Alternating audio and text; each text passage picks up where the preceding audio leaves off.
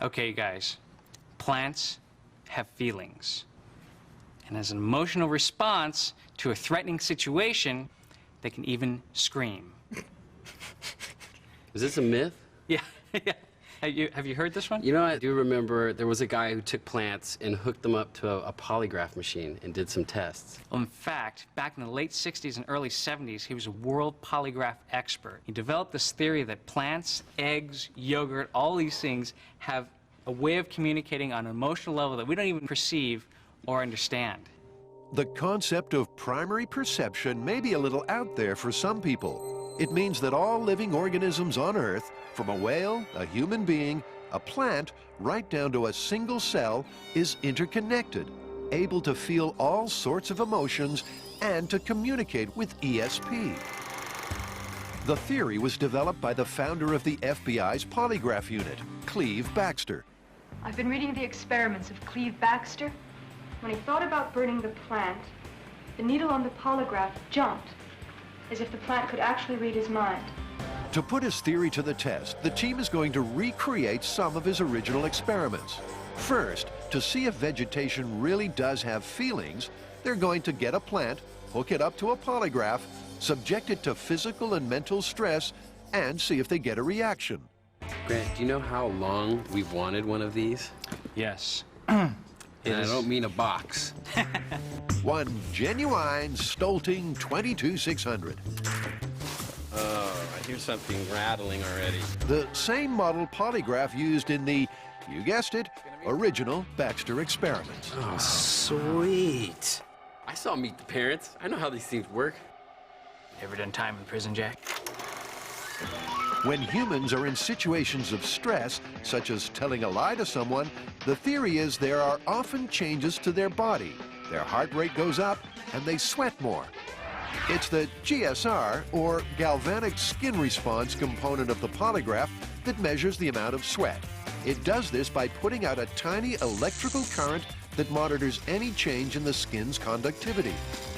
Baxter took the GSR electrodes from the polygraph, attached them to a leaf, and said he could tap into the currents that flow into our green friends. Tori makes a special screw-on clamp to secure the electrode from the polygraph to the leaf of the Dracaena. Don't worry, little buddy. We're not going to do anything mean to you. Yet. No, dude. Sorry, we're not supposed to freak it out? No. Okay. To help block out any accidental electrical interference that could affect the polygraph, like a cell phone going off or a plane flying overhead, they're going to conduct the test inside a shipping container. We'll take it into the container, which we know acts as a really good shield from radio frequency interference. The camera crew, everybody else will be outside, so all that camera equipment's going to be out there recording us remotely. Grant and Tori clear their minds Let's go to our happy place. and become one with nature. There's definitely a little deflection there. A little slap on the leaf caused the needle on the polygraph to move.